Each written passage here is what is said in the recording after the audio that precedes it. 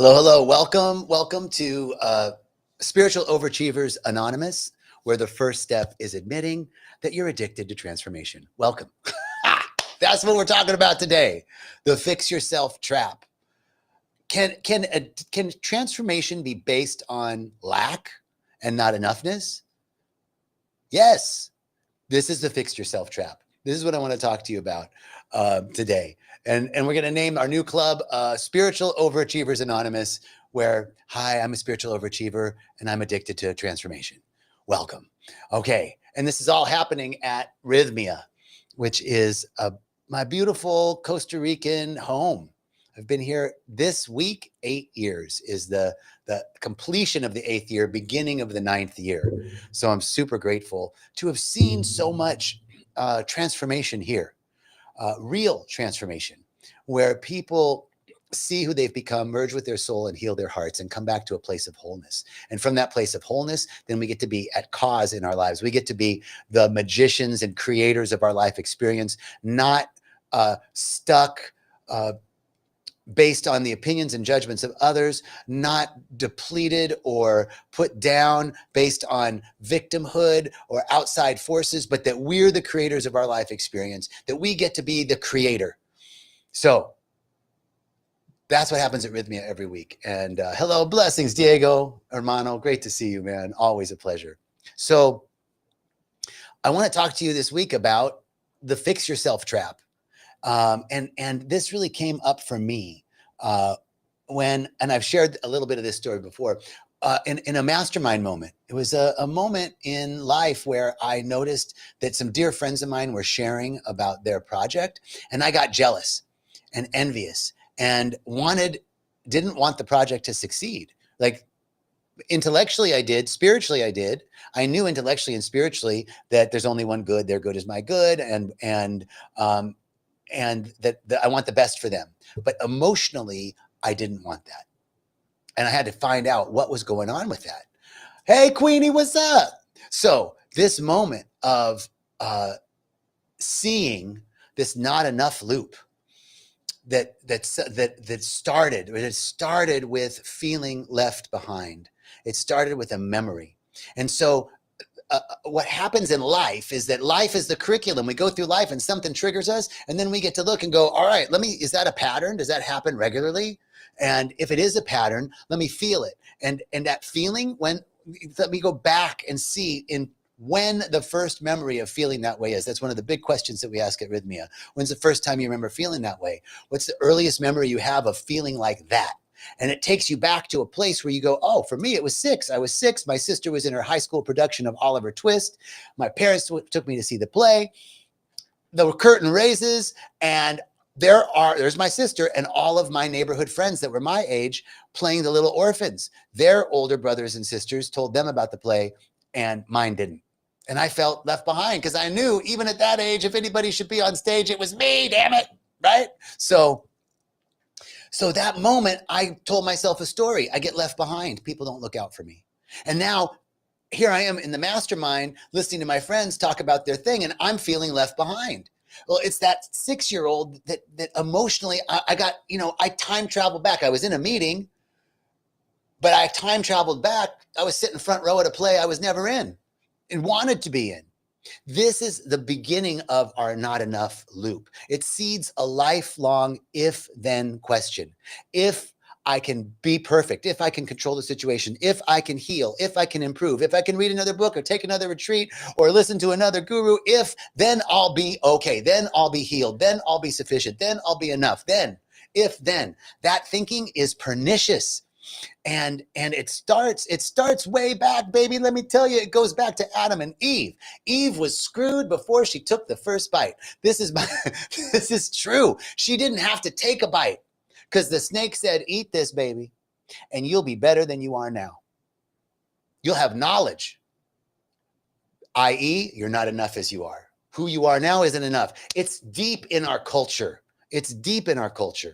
And this, there was no sin. It was original guilt. Who I am right now isn't enough. I need to improve. Now, there's nothing wrong with improvement. We want to improve. We want to grow. We want to expand. But what we want to do is disconnect the healthy desire to expand and grow from the toxic belief that I'm not enough. And if I got to do this in order to be enough. And this is all unconscious, right? You might be intellectually aware of this, but you got to feel it. It's a feeling body. It's an emotional body. Intellectually, you know you're enough. Spiritually, you know you're enough. You don't feel enough.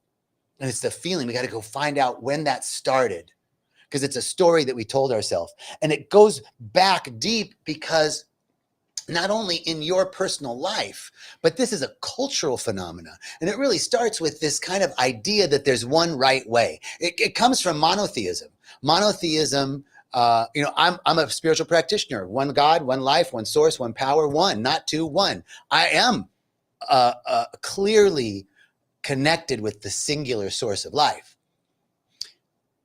But as dogma, monotheism becomes a psychology. And what happened was, like back in the day, polytheism, right? There were lots of ways for one to find valid expressions of yourself. There was a God of love, a God of war, a God of sex, a God of dreams, there was a God for everything. And you could find some aspect of your human experience in the divine. So there were lots of ways to access the divine. And then 325 AD, Constantine, big king, he gets converted to Christianity and brings all the Christian sects together and says, all right, we're going to make it one way. Really, it was to control people, because he wanted to control his population as a king. It'd be really good if we all had one religion and we believed it was this way, and you'll be better when you get to heaven. So deal with what you got now. It's a good idea. It's a brilliant idea. So he puts together the Bible. The Bible was just that exists because of the Nicene Council, 325 AD.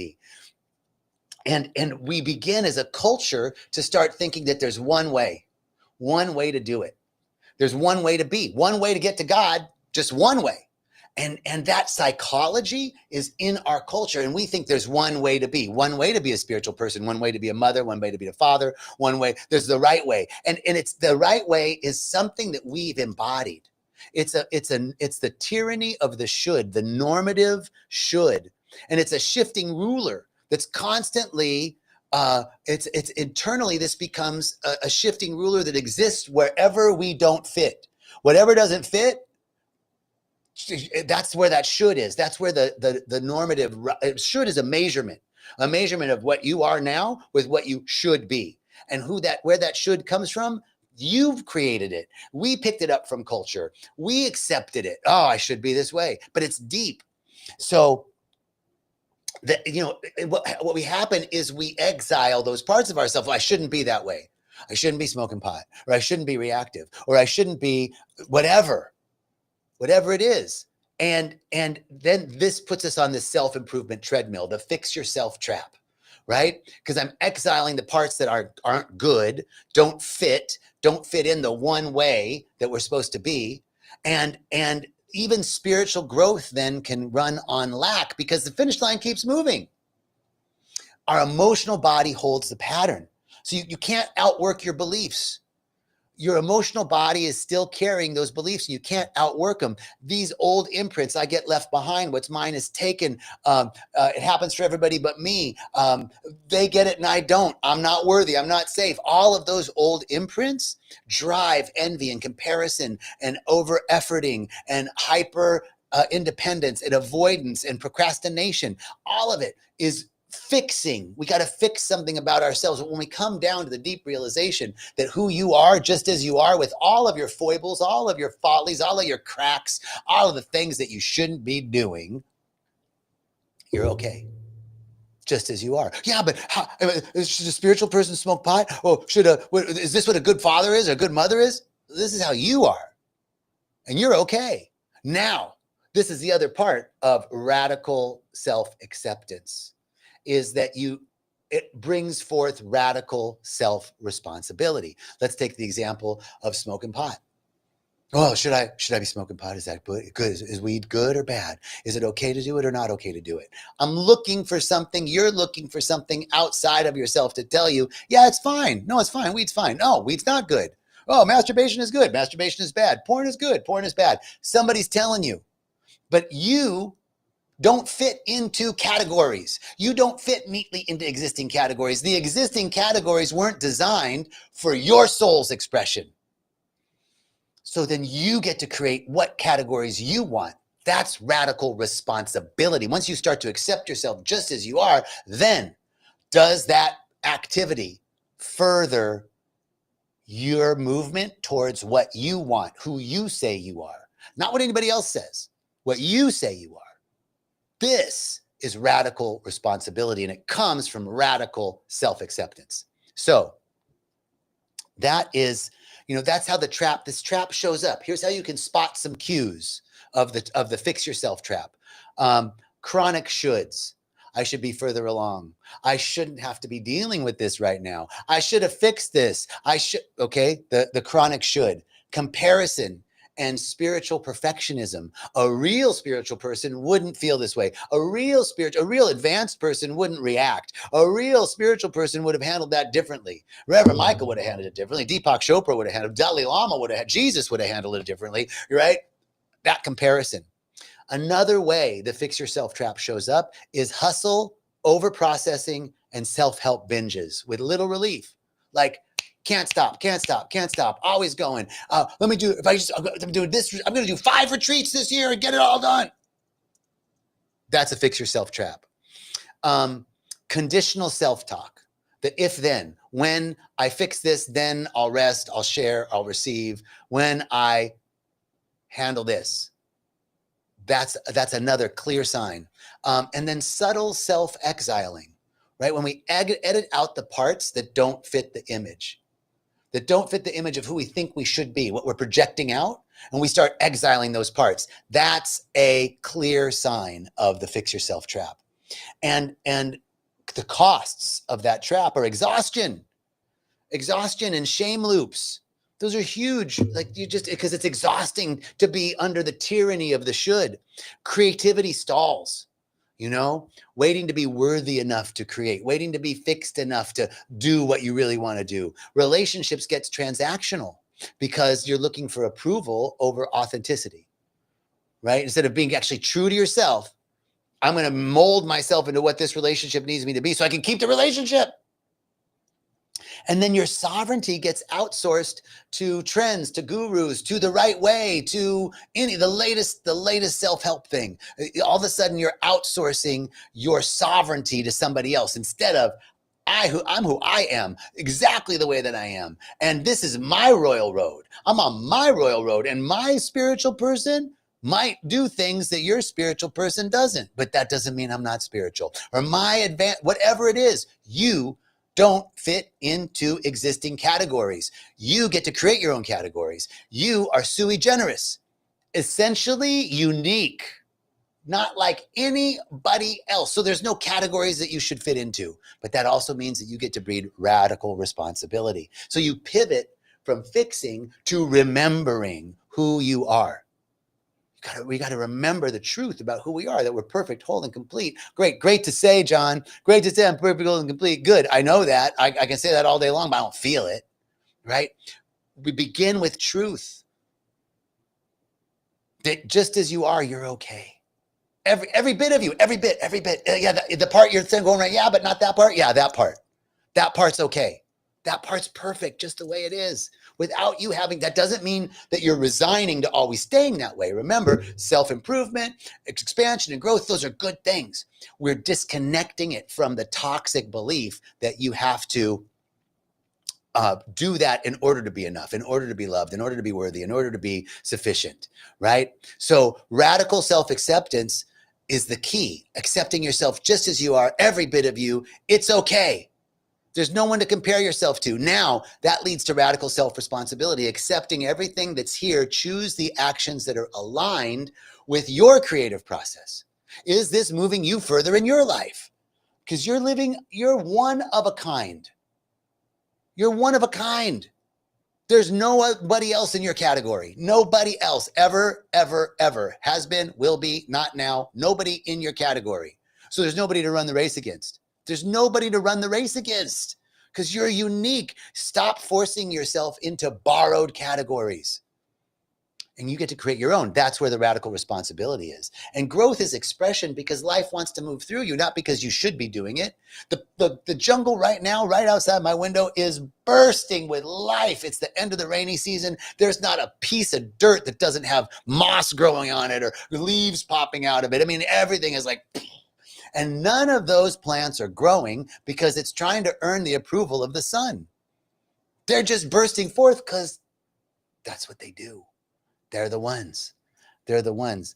Oh, wow. I'm looking at all these. I'm looking at all these comments. Thank you, Bridget. Right on. Okay. So life moves through you because it wants to. I'm writing a book right now, and I had all these beautiful intentions about how I want to write this book to be of service and to uplift humanity and the expansion of consciousness, and all that's great. But really, I'm writing the book because it wants to come through. And whether nobody reads it or just the people that I buy it for read it is fine. Because I want to write it. It wants to come through me just because. When we start to operate at that level, magic happens. So, this idea of spiritual overachievers anonymous, right? We're breaking the trap. We're breaking the cycle of the fix yourself trap by stepping into radical self-acceptance, catching the endless shoulds, the comparisons, accepting ourselves just as we are, and then being responsible, radical self-responsibility for deciding what categories we want to create for us, who we are, what we want to be. Okay, so this is our talk for today. Hey, Bridget, man, I got to get the pre-order out. I got to finish writing it first. Thank you. Thank you so much for your comments. Everybody that joined on Instagram and Facebook and YouTube, thank you so much. Richest blessings. I'll see you next week for Walking the Path.